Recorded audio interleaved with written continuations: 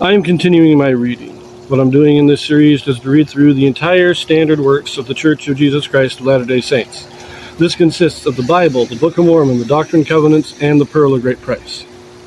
I am reading in a chronological order of events, not according to publication or volume, so I will be skipping around a bit as I move along.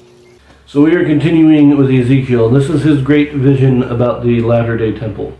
And this isn't just a temple, just random, temples being. This is the temple at Jerusalem and the rebuilding of the temple complex.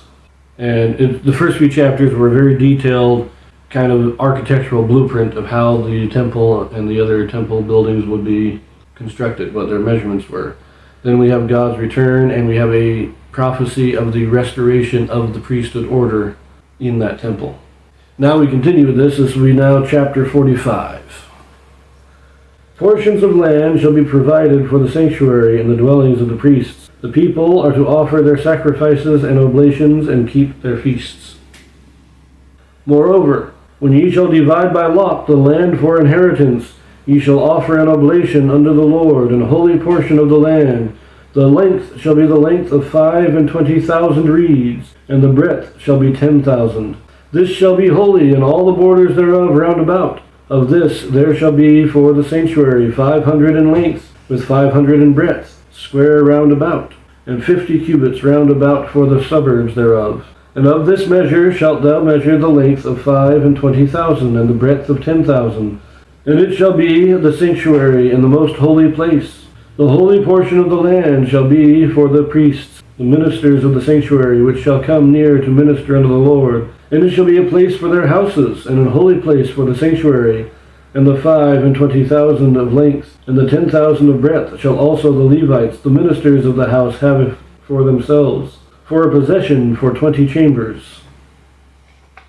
25,000 reeds long. Remember the reed, that's referencing back to chapter 1, where you had the measuring reed, which measured approximately 10.5 feet. 25,000 reeds, then, is 250,000 feet. That's pretty close to 20 miles. 25,000 feet is just under 5 miles. So you multiply that by 10. So that's like 50 miles. And then 10,000 feet, or 10,000 reeds, is 100,000 feet.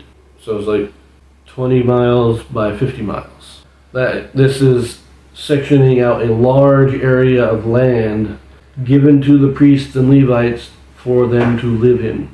They don't live in the temple. They have their chambers where they eat the sacred things and where they change their clothes, but they don't live in the temple complex. The temple complex is a mile square, 1 mile by 1 mile approximately. It's a little less than a mile, but it's approximately 1 mile by 1 mile.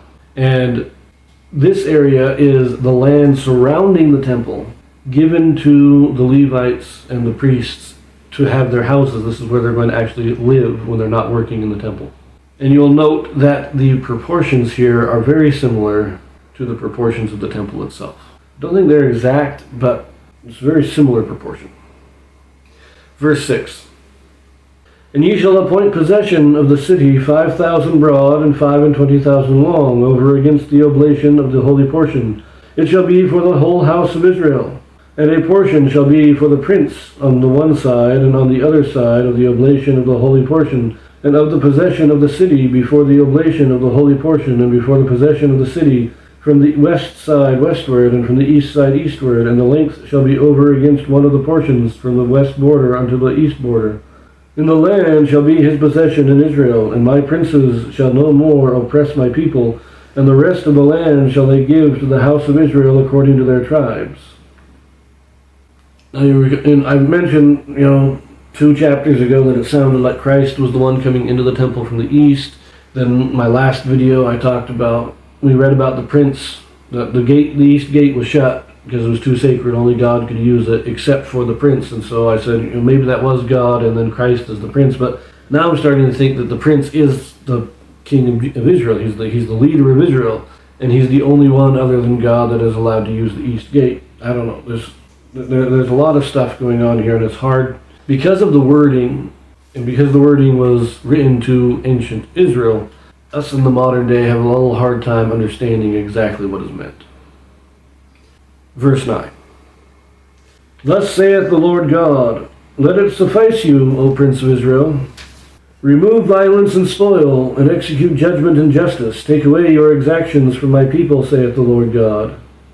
Ye shall have just balances, and just ephah, and a just bath. The ephah and the bath shall be of one measure, that the bath may contain the 10th part of an homer, and the ephah the 10th part of a homer. The measure thereof shall be after the homer, and the shekel shall be 20 gerahs, 20 shekels, 5 and 20 shekels, 15 shekels shall be your manna. This is the oblation that ye shall offer, the 6th part of an ephah of an homer of wheat, and ye shall give the 6th part of an ephah of an homer of barley. Concerning the ordinance of oil, the bath of oil, ye shall offer the 10th part of a bath out of the core, which is an homer of 10 baths. For 10 baths are an homer, and 1 lamb out of the flock out of 200, out of the fat pastures of Israel, for a meat offering, and for a burnt offering, and for peace offerings, to make reconciliation for them, saith the Lord God. All the people of the land shall give this oblation for the prince in Israel. And it shall be the prince's part to give burnt offerings, and meat offerings, and drink offerings, in the feasts, and in the new moons, and in the Sabbaths, in all solemnities of the house of Israel. He shall prepare the sin offering, and the meat offering, and the burnt offering, and the peace offerings, to make reconciliation for the house of Israel. Thus saith the Lord God, in the 1st month, in the 1st day of the month, thou shalt take a young bullock without blemish, and cleanse the sanctuary. And the priest shall take of the blood of the sin offering, and put it upon the posts of the house, and upon the 4 corners of the settle of the altar, and upon the posts of the gate, or of the inner court. And so thou shalt do the 7th day of the month for every one that erreth, and for him that is simple, so shall ye reconcile the house. In the 1st month, in the 14th day of the month, ye shall have the Passover, a feast of 7 days. Unleavened bread shall be eaten. And upon that day shall the prince prepare for himself and for all the people of the land a bullock for a sin offering. In 7 days of the feast he shall prepare a burnt offering to the Lord, 7 bullocks and 7 rams without blemish daily the 7 days, and a kid of the goats daily for a sin offering. And he shall prepare a meat offering of an ephah for a bullock, and an ephah for a ram, and an hin of oil for an ephah.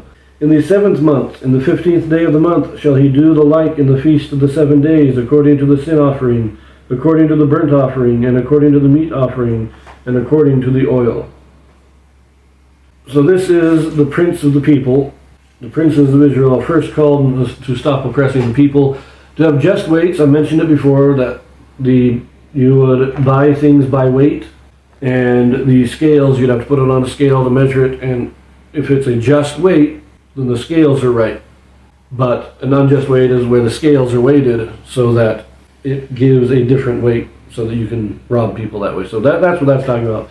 And an honest ephah and an honest, they're all 1/10 part of a homer. A bath, that's right. A bath is a measure of liquid, and an ephah is a measure of weight.